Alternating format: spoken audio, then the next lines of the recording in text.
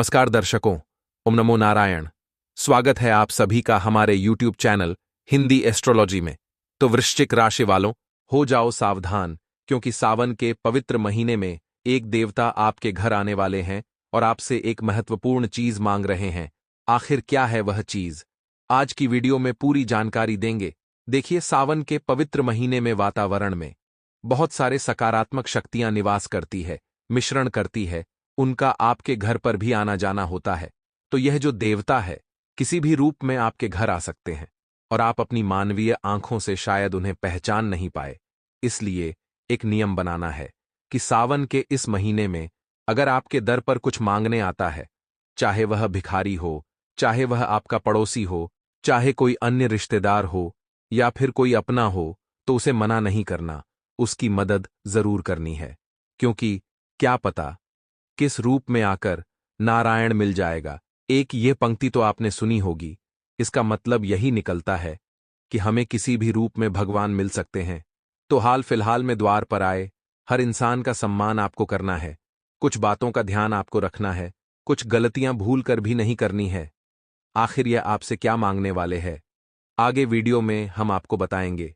देवताओं का साथ आपको कैसे मिलेगा, उसकी भी जानकारी देंगे। आज की यह वीडियो आपके लिए खजाने के बराबर है, क्योंकि हमने सावधानियां भी बताई हैं, आपकी गलतियां भी बताई हैं और उपाय भी प्रदान किए हैं। जो भी इंसान अंत तक देख लेगा, उसका लाभ होना तय है। उसे जीवन में बहुत कुछ प्राप्त हो जाते हैं। लेकिन जो मूर्खतापूर्ण इस वीडियो को नहीं देखेगा, नजरअंदाज कर देगा, उसके जीवन में बहुत सारे नकारात्मक बदलाव आ सकते हैं और सावन के इस महीने में बहुत बड़ी उपलब्धि पाने से वह पीछे रह जाएगा। इसलिए आप भी अगर कंपटीशन में बने रहना चाहते हैं तो वीडियो को अंत तक देखते रहे। लेकिन सर्वप्रथम, अगर आप भी बाबा भोलेनाथ के सच्चे भक्त हैं तो इस वीडियो को लाइक करके कमेंट बॉक्स में ओम नमः शिवाय मंत्र जरूर लिखें। आपको आज बहुत बड़ी खुशखबरी प्राप्त होगी। दोस्तों, सावन का महीना चल रहा है और यह दो देवता आपके घर पर किसी भी रूप में किसी भी समय पधार सकते हैं। और अगर आपने इन देवता को नाराज कर दिया तो आपकी जिंदगी नरक बन जाएगी। आपको मैं बता दूं कि सावन के महीने में दोस्तों, भोलेनाथ जी अपने भक्तों को दर्शन देने के लिए, अपने भक्तों की परीक्षा लेने के लिए किसी भी रूप में भक्त के घर मिलने चले जाते हैं। दोस्तों, फिर चाहे सांप का रूप हो यानी कि नागों का रूप हो, या फिर किसी गाय का रूप हो, या फिर दोस्तों किसी अन्य जानवर का रूप भी हो सकता है, या फिर किसी भिखारी के रूप में, किसी साधु के रूप में भी यह देवता आपके घर पर आपको दर्शन देने और आपकी परीक्षा लेने आ सकते हैं। और अगर आपने गलती कर दी तो यह देवता आपसे नाराज भी हो सकते हैं।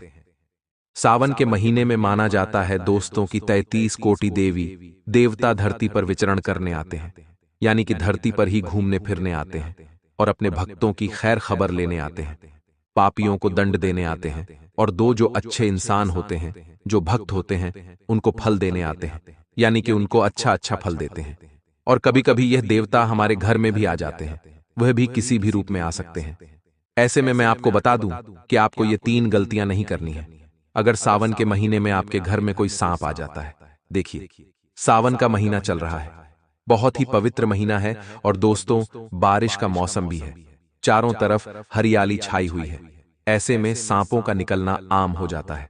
दोस्तों, जो जमीन में रहने वाले जानवर होते हैं, जो अपने बिल में रहते हैं, उनके बिलों में पानी भर जाता है और वो जमीन पर आ जाते हैं। और ऐसे में सावन का महीना भी देवताओं का महीना होता है, खासकर कि भोलेनाथ का महीना होता है। और इस महीने कई सारे देवी देवता धरती पर आते हैं। और अगर आपके घर पर कोई सांप आ जाता है तो उसे देखकर डरना मत दोस्तों, क्योंकि सांप जहरीला जानवर होता है।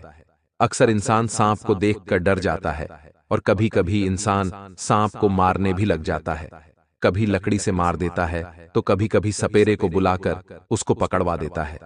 दोस्तों, आपको मैं बता दूं कि अगर सांप आपके घर पर आता है तो दोस्तों यह कोई आम बात नहीं है। सावन के महीने में अगर आपके घर के आसपास या फिर आपके घर में कोई सांप दिख जाए तो आप उससे डरिए मत, क्योंकि यह भोलेनाथ जी का भी रूप हो सकता है। आपसे आपके कुल देवी देवता भी मिलने आ सकते हैं, आपको दर्शन देने आ सकते हैं। साथ ही आपको मैं बताना चाहता हूं कि यह जो नाग देवता होते हैं, यह हमारे कुल के देवता भी होते हैं, इसलिए इनको देखकर डरें नहीं। अगर आपके घर में आ रहे हैं तो आपको कुछ संकेत देने आ रहे हैं। दोस्तों, संकेतों को आपको पहचानना पड़ेगा। आपको मैं बता दूं, अगर आपके घर में हरे रंग का सांप आपको दिख जाए या फिर आपके घर के आसपास आपको हरे रंग का सांप दिखे, तो समझ जाना कि आपने कुछ गलतियां करी है। आपने कुछ ऐसी गलतियां करी है जिससे आपके भगवान, आपके कुल देवी देवता आपसे नाराज हैं और आपको बताना चाहते हैं कि आप वह गलतियां ना करें। गलतियां कोई भी हो सकती है। या तो आप भगवान की पूजा पाठ नहीं कर रहे होंगे, या फिर दोस्तों आप किसी इंसान को सता रहे होंगे, या फिर कोई भी पाप हो सकता है जो आप जानते हैं, जो मैं नहीं जानता लेकिन आप जानते हैं। आप किसी का पैसा खा रहे होंगे या आप कोई गलत कार्य कर रहे होंगे। अगर हरा साफ दिख जाए तो समझ जाना आपसे कोई गलती हुई है और भगवान आपको संकेत देने आए हैं। वहीं दोस्तों, अगर भूरे रंग का साफ दिख जाए, भूरे रंग का चटकीले कलर का साफ दिख जाए, तो समझ जाना कि देवता आपको दर्शन देने आए हैं। भोलेनाथ जी या कुलदेवी देवता आपको दर्शन देने आए हैं और यह भगवान आपसे बहुत प्रसन्न है और आपको कहने आए हैं कि आप बहुत अच्छे इंसान हैं। आपकी भक्ति से भगवान प्रसन्न हुए हैं और आपको दर्शन देने आए हैं। ऐसे में जब भी आपको साफ दिख जाए, चाहे हरे रंग का दिखे, चाहे दोस्तों भूरे कलर का दिखे, चाहे पीले कलर का दिखे, आपको दर्शन करने हैं और आपको उनसे क्षमा मांगनी है और कहना है, मुझसे कोई भी गलती हुई हो तो माफ करें और मेरे परिवार को हमेशा सुख दे, हमेशा शांति दें। और अगर भूरे रंग का सांप आपको दिख जाए तो समझ जाना आपके अच्छे दिन शुरू होना शुरू हो गए हैं। दोस्तों, आपके अच्छे दिन आने वाले हैं। दोस्तों, समझ जाना आप कि भक्ति भगवान ने स्वीकार कर ली है। आपके अच्छे कार्य से भगवान प्रसन्न हो चुके हैं। अब दोस्तों, अगर आपको भूरे कलर का साहब दिखाई दे दो, तो भूरे कलर का अगर साफ दिखाई दे, तो यानी कि चॉकलेटी कलर का सांप अगर आपको दिखाई दे, तो आपको अपने जीवन में कुछ सुधार लाने की संकेत दे रहे हैं। भगवान अगर आपको अपने घर में, अपने घर के आसपास कहीं भी भूरे कलर का साफ दिखता है, तो समझ जाना कि आपके जीवन में कोई बड़ी मुसीबत आने वाली है। आपके जीवन में कोई बहुत बड़ा पहाड़ जैसी समस्या आने वाली है। कोई छोटी मोटी नहीं बल्कि बहुत बड़ी समस्या आने वाली है। उस समस्या से बचने के लिए आपको अपने जीवन में कुछ बदलाव करने होंगे। जब भी दोस्तों कोई बड़ी समस्या आती है ना, तो कुछ संकेत मिलना शुरू हो जाते हैं। हमारे घर में भी कुछ छोटे मोटे गलत गलत कार्य होंगे, जैसे दूध उबल जाएगा, कहीं छोटी मोटी आग लग जाएगी, किसी को ठोकर लग जाएगी, किसी के पांव में लग जाएगी, या बच्चे रोने लगेंगे। कोई ना कोई अजीब सी घटना होने लगेगी जो नहीं होना चाहिए था। एक नहीं बल्कि 3-4 घटनाएं हो जाएंगी एक साथ। साथ ही सांप भी दर्शन देने आ जाएंगे, तो समझ जाना भगवान आपको कह रहे हैं कि संभल जाओ, भगवान का नाम लेने लग जाओ, भगवान की शरण में चले जाओ, क्योंकि बहुत बड़ी मुसीबत आने वाली है आपके ऊपर। और अगर ऐसा आपके साथ हो रहा है, आपके जीवन में छोटी मोटी कोई बड़ी बड़ी नहीं बल्कि छोटी छोटी कुछ परेशानियां आ रही हैं जो ज्यादा बड़ी नहीं होती, छोटी छोटी होती है, जैसे कि किसी को चोट लग गई, कहीं घर में कोई सब्जी जल गई हो, या फिर कहीं बिल्ली आपको दिख गई हो, या फिर दोस्त आप कहीं पड़ जा रहे हैं और अचानक से आपकी गाड़ी बंद पड़ जाना, आपके घर का कोई इलेक्ट्रॉनिक चीज हो वह खराब हो जाना। ऐसी अगर 4-5 चीजें गलत गलत होने लग जाए, तो समझ जाना कोई बड़ी विपत्ति आने वाली है। और अगर भूरे कलर का साहब भी दिख जाए, चॉकलेटी कलर का साहब दिख जाए, तो भी समझ जाना कि कोई बड़ी विपदा आने वाली है। और जब बड़ी विपदा आने वाली होती है, तो भगवान ऐसे छोटे मोटे संकेत देते हैं ताकि उनका जो भक्त है वह संभल जाए। उनका जो भक्त है वह समय रहते अगर संभल जाएगा तो बड़ी मुसीबत टाल देगा। और अगर आपके साथ भी ऐसा हो रहा है, तो दोस्तों सबसे पहले आपको भोलेनाथ जी के मंदिर जाना है। भोलेनाथ जी की शिवलिंग पर एक लोटा जल चढ़ाएं। शिवलिंग को पर शहद चढ़ाना है। दोस्तों, शहद चढ़ा दें, जल चढ़ाएं, चंदन लगाएं दोस्तों, और भोलेनाथ जी को बेलपत्र भी अवश्य चढ़ाएं और भगवान से प्रार्थना करें कि मेरे ऊपर जो भी विपत्ति आने वाली है उससे मेरी रक्षा करें। साथ ही मछलियों को, जी हां दोस्तों, मछलियों को आटे की गोटियां दें और कुत्ते को बिस्किट खिलाएं। यह उपाय आप अगर 1-2 दिन भी करने लग जाओगे तो आपके कर्म अच्छे हो जाएंगे और आप अपने घर में गंगा जल का छिड़काव करें और हनुमान चालीसा का पाठ करें, जिससे आने वाली विपदा दोस्तों टल जाएगी, आपके ऊपर विपत्ति नहीं आएगी। तो दोस्तों, अब भूरे रंग का यानी चॉकलेटी कलर का सांप अगर दिख जाए या फिर घर में कुछ छोटी मोटी दिक्कतें आने लग जाएं, तो भी संकेत मैंने आपको बता दिए हैं। अब अगली चीज की ओर बढ़ते हैं। देखिए, भगवान किसी भी रूप में आ सकते हैं। सावन का महीना चल रहा है। चाहे भक्त कोई गलत कार्य करे या भक्त कोई अच्छा कार्य करे, भक्त बहुत अच्छी भक्ति करे, यानी कि दिन रात भोलेनाथ जी के मंदिर जाता है। सुबह सुबह भोलेनाथ जी के मंदिर जाना, शाम को भोलेनाथ जी की आरती में जाना, घर में भोलेनाथ जी के भजन करना, कथाएं सुनना। अगर भक्त बहुत ज्यादा भक्ति करता है तो भोलेनाथ जी प्रसन्न भी होते हैं और तब भी भोलेनाथ जी भक्तों को दर्शन देने किसी न किसी रूप में आ जाते हैं। और अगर भक्त पाप करने लग जाए, अगर आप भोलेनाथ जी में श्रद्धा नहीं भी रखते हैं और आप बहुत पाप कर रहे हो, कोई गलत कार्य कर रहे हो, किसी का हक छीन रहे हो, किसी के साथ कोई गलत कार्य कर रहे, किसी की भावनाओं के साथ खेल रहे हैं, तो भी भगवान आएंगे आपको दर्शन देने और आपसे आपकी अमानत मांगेंगे। दोस्तों, आपको संकेत भी मिलेंगे कि भाई संभल जाओ वरना विपत्ति आ रही है, और अगर आप नहीं संभले तो मुसीबत आना तय है। भगवान तो आपको दर्शन देने आएंगे, लेकिन क्यों आएंगे वह आपके ऊपर है, आपके कर्मों के ऊपर है। अब अगली चीज की ओर बढ़ते हैं। अगर आपके घर के सामने कोई साधु आता है सावन के महीने में, जी हां दोस्तों, सावन के महीने में वैसे साधु लोग, कावड़ यात्री अक्सर आते जाते रहते हैं। कभी कोई भिक्षा लेने आ जाता है, कभी कोई कुछ न कुछ दक्षिणा के रूप में लेने घर पर आ ही जाते हैं दोस्तों।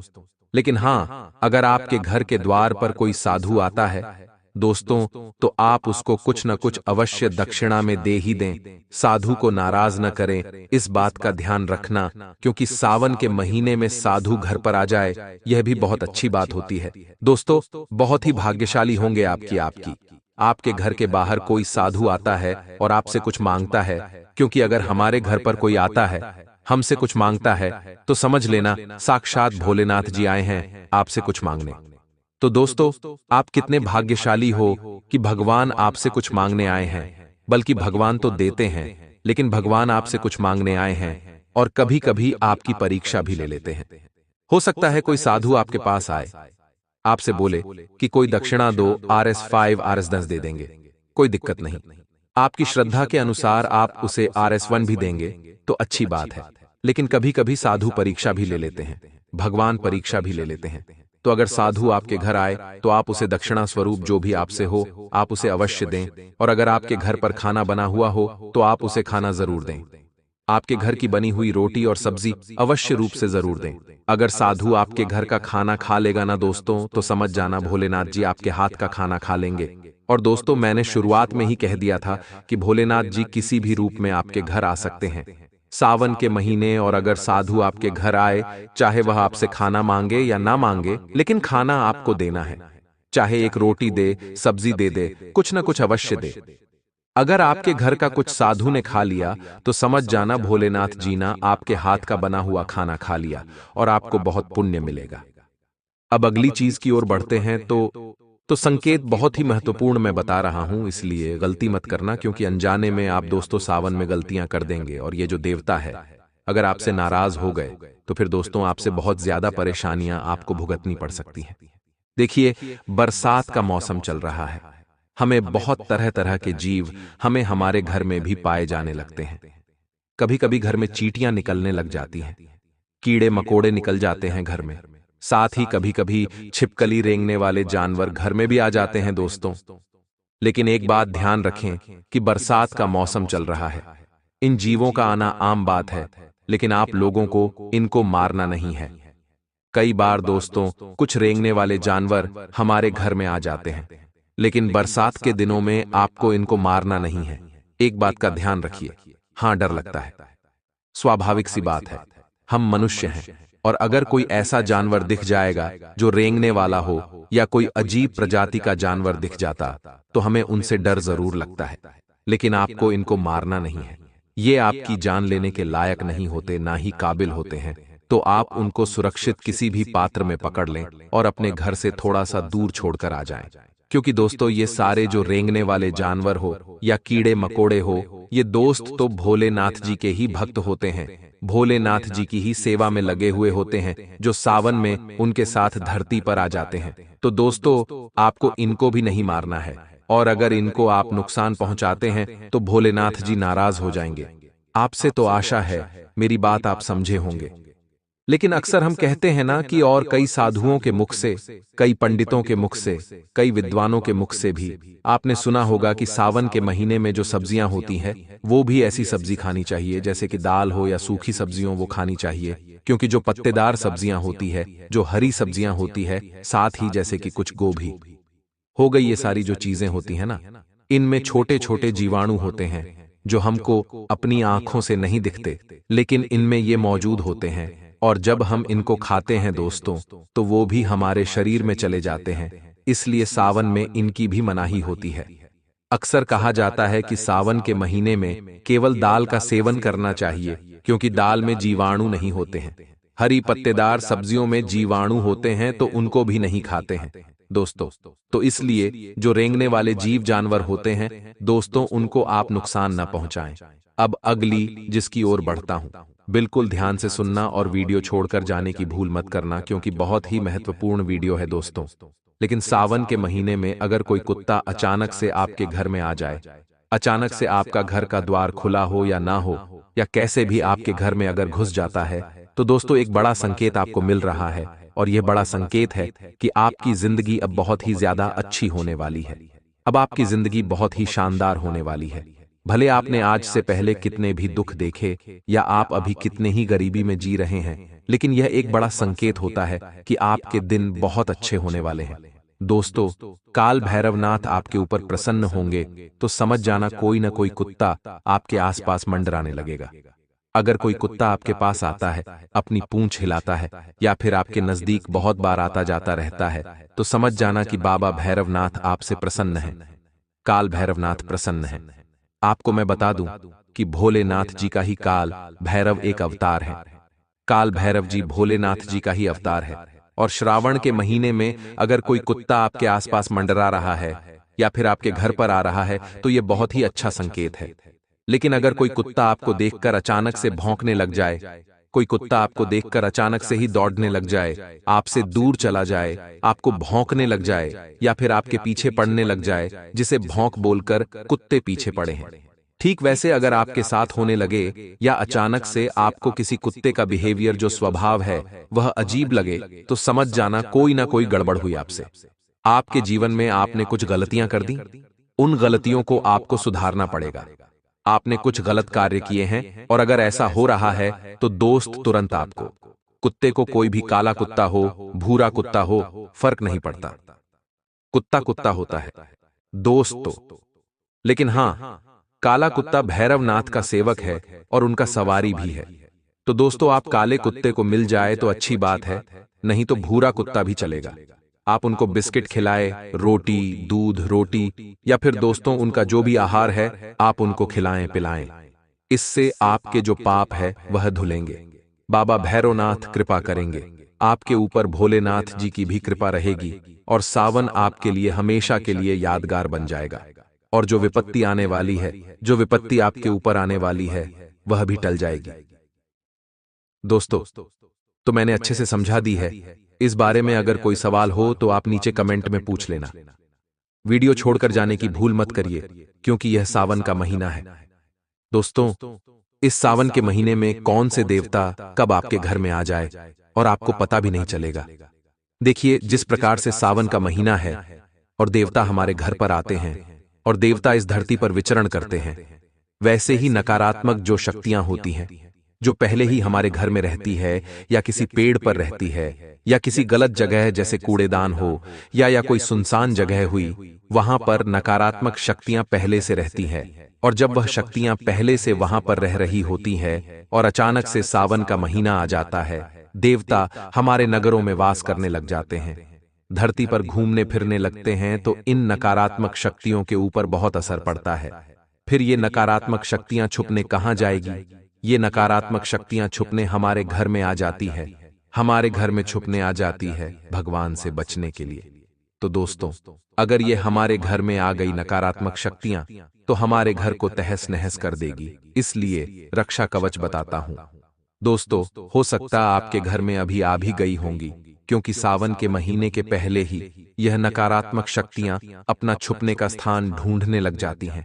और यह हो सकता है आपके घर में भी हो, तो इससे बचने के लिए आपको उपाय करने पड़ेंगे। अगर इन नकारात्मक शक्तियों को बाहर नहीं निकाला, तो देवता आपके घर में आएंगे। कैसे? आपके घर पर कृपा करेंगे कैसे? इसलिए नकारात्मक शक्तियों को बाहर तो करना पड़ेगा। तो आइए ध्यान से सुनिए। देखिए, जिस तरह से देवता हमारे धरती पर आते हैं, तो जो नकारात्मक शक्तियां हैं, वह देवताओं से डरती है, वह भगवान से डरती है, और यह नकारात्मक शक्तियां देवताओं से बचने के लिए इधर उधर छुपने लगती है। अब यह पेड़ों पर रहती है, किसी सुनसान जगह रहती है, किसी बंद कमरे में रहती है, किसी गंदगी वाली जगह रहती है, शमशान में रहती है, साथ ही कब्रिस्तान में रहती है। ऐसी जगह ये नकारात्मक शक्तियां, जिन्हें प्रेत आत्माएं भी कहते हैं, यह ऐसी सी जगह रहती है। और जब भगवान धरती पर आते हैं, तो यह फील्ड छुपने का जगह ढूंढने लगती है कि भगवान अगर इनको देख लेंगे तो फिर तो इनका विनाश निश्चित है। इसलिए ये भगवान से बचने के लिए हमारे घरों में स्थान लेने लगती है, और हमें पता भी नहीं चलता कब ये हमारे घर में आ जाती है और हमारे घर में कहाँ रहेंगी। हमारे घर में यह गंदगी वाली जगह रहेगी, जैसे कि हमारी टॉयलेट हो गई, या हमारे घर में कोई बंद कमरा हो वहां पर, या फिर दोस्तों कोई बंद चीज है, यानी कि कोई इलेक्ट्रॉनिक चीज है जो काम में नहीं आती है और बंद हो गई है, तो यह नकारात्मक शक्ति कभी कभी उनमें भी चली जाती है। साथ ही आपको मैं बता दूं कि अगर आपके घर में कोई पीपल का पेड़ जन्म ले रहा है, कोई छोटा सा पीपल का पेड़ जन्म ले रहा है, या कोई बड़ का पेड़ जन्म ले रहा है, तो समझ जाना आपके घर में नकारात्मक शक्तियां या प्रेतात्मा है ही है, निश्चित रूप से है, और आपके घर में बहुत बड़ी विपत्ति आने वाली है। दोस्तों, और आपको सावधान हो जाना है। आप अपने घर के आसपास या घर पर देखें, किसी किसी के घर की दीवार पर पीपल का पेड़ उपजने लगता है, बट का पेड़ उपजने लगता है।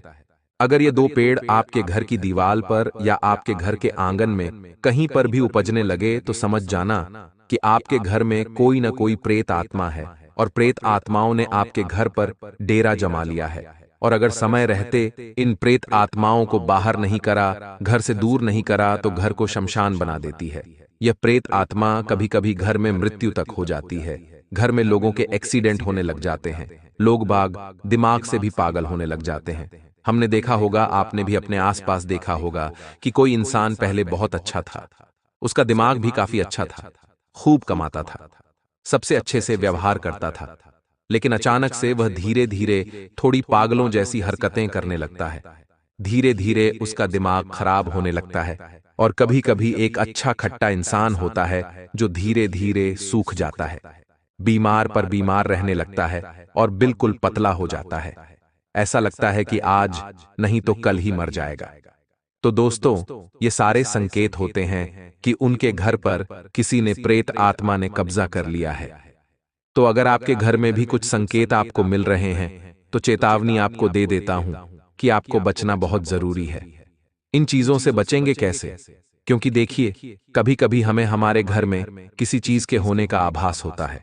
दोस्तों, हमेशा लगता है कि कोई और भी है हमारे घर में, ऐसा लगता है कि कोई चल रहा है।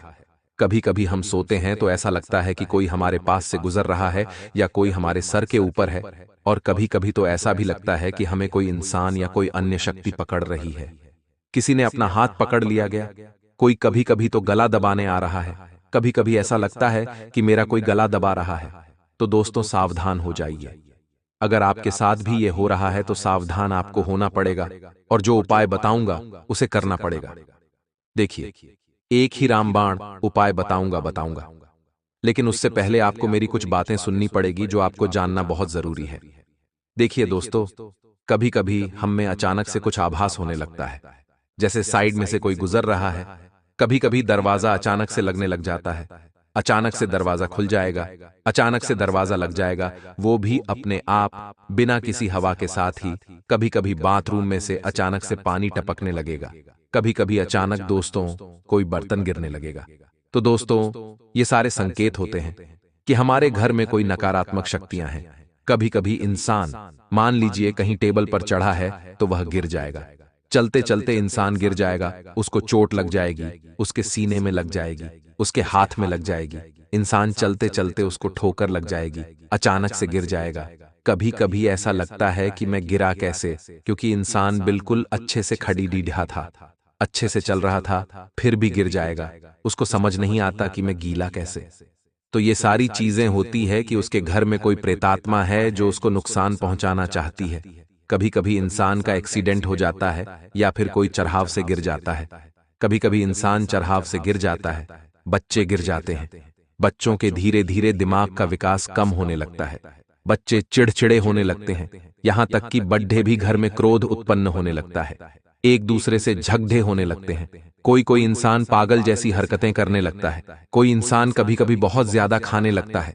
अचानक से दोस्तों इंसान ऐसा हो जाएगा कि उसको बहुत ज्यादा खाने की इच्छा होगी। कभी क्या खाएगा, कभी क्या खाएगा, कभी रोटी ज्यादा खाएगा, कभी कोई बाहर की वस्तु ज्यादा खाएगा, कभी क्या तो कभी क्या, उसकी भूख कभी खत्म ही नहीं होगी। मानो ऐसा लगेगा कि ये पागल हो गया है, कुछ ना कुछ खा ही रहा है, हर चीज उसे खाने को लगती है। दोस्तों बार बार खाने को मांगने लगता है, और कभी कभी ऐसा भी होता है कि इंसान खाना पीना ही त्याग देता है। उसे कुछ भाता नहीं है, वह कुछ खाता भी नहीं है, नहीं पानी पिएगा, नहीं खाना खाएगा, बिल्कुल जीरो पर हो जाएगा दोस्तों, और धीरे धीरे वह सूखने लगेगा। तो ये सारी संकेत होते हैं दोस्तों की। हाँ, हमारे घर में कोई नकारात्मक शक्ति है, कोई प्रेतात्मा है तो देखिए। किसी ने सवाल पूछा था कि गुरुजी, आप बार बार प्रेत आत्माओं के बारे में, नकारात्मक शक्तियों के बारे में बताते हैं, तो क्या यह सच में भी होती है या नहीं? देखिए, मैं इन चीजों के बारे में बात कर रहा हूं, तो क्या मैं मूर्ख हूं जो मैं बात कर रहा हूं? देखिए, जिस प्रकार दोस्तों हमारे भगवान होते हैं, हम मनुष्य हैं, जानवर हैं, साथ ही अन्य जीव भी हैं, रेंगने वाले जीव है, कई सारे जीव हैं। दोस्तों भगवान ने हमारे इस ब्रह्मांड में कई सारी योनियां बनाई हैं। दोस्तों देखिए दोस्तों, आपको मैं बता दूं, हमारे धर्म ग्रंथों में, वेदों में, पुराणों में कुल 84 लाख योनियों के बारे में बताया गया है। 84 लाख योनियों अर्थात सृष्टि में पाए जाने वाले विभिन्न प्रकार के जीव जंतु हो, या फिर आत्मा हो, या फिर साय हो, सभी चीजों को दो भागों में बांटा गया है। पहला है योनि और दूसरा है आयोजित। दोस्तों आपको मैं ध्यान से सुनाऊंगा, बिल्कुल ध्यान से सुनना, फिर उपाय भी बताऊंगा, चिंता न करें। जैसे देखिए दोस्तों, 9 लाख स्थावर यानी कि पेड़ पौधे, 20 लाख है सरीसृप, गर्मी का मतलब है कीड़े मकोड़े यानी कि कीड़े मकोड़े 11 लाख है, 10 लाख पक्षी नरचर हैं, साथ ही 30 लाख स्थलचर और 4 लाख मानवीय नस्ल के हैं दोस्तों, और साथ ही अन्य दानव, दैत्य, मनुष्य, ये सब भी उसी में आते हैं दोस्तों। तो हर तरह से संभव है दोस्तों, जैसे हम रह रहे हैं ऐसे नकारात्मक शक्तियां भी है, भगवान भी है, दानव भी है, दैत्य भी है, जीव भी है, जंतु भी है, मनुष्य तो है ही। तो दोस्तों कोई ऐसी चीज नहीं है जो नहीं है। हमारे धर्म ग्रंथों में जो जो लिखा हुआ है वह सत्य है, पूरा का पूरा। और नकारात्मक शक्तियां तो कई लोग आए दिन देखते रहते हैं। आप भी अगर सही से आभास करेंगे तो आपको भी दिखने लगेगा। अच्छी शक्तियां हैं तो बुरी शक्तियां भी हैं दोस्तों।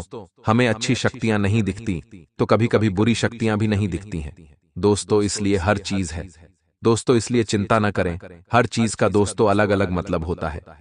अब कुछ लोग नकारात्मक शक्ति प्रेतात्माओं से बहुत डरते हैं, नाम सुन लेते हैं तो उनको डर लगने लग जाता है, लेकिन डरने की जरूरत नहीं है।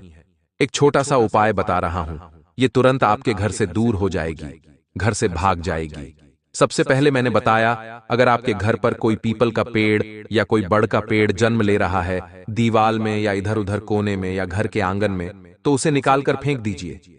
उसके बाद मैंने पहले भी बताया है, आपके घर का गमला हो या फिर घर में ही आप एक नारियल लीजिए, उसे बजरंगबली के स्थान पर चढ़ाई है, बजरंगबली के चरणों में चढ़ाई है, करीब 10-15 मिनट वहीं पर रखें। उस पर बजरंगबली के चरण का सिंदूर लगा दीजिए नारियल पर, फिर उस नारियल को गमले में गाड़ दीजिए। सारी आत्माएं दूर भाग जाएंगी।